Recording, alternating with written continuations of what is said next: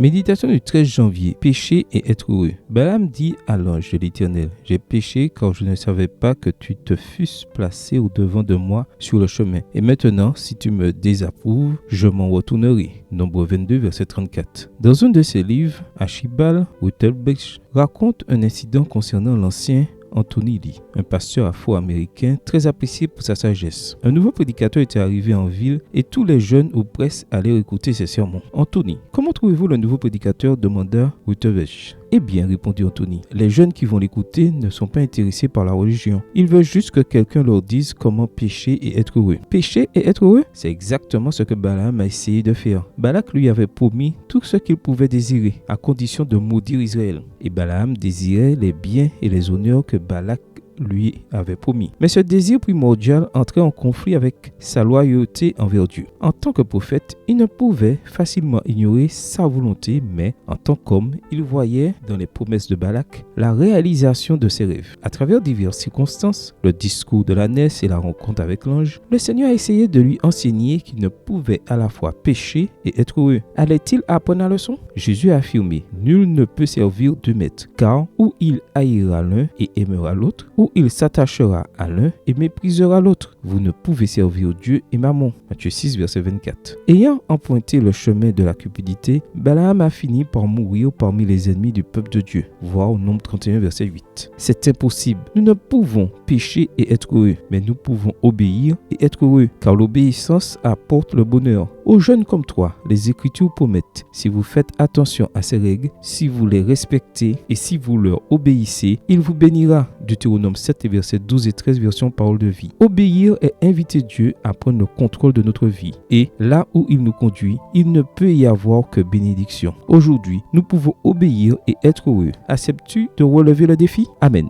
Bonne journée à toi et que le Seigneur te bénisse.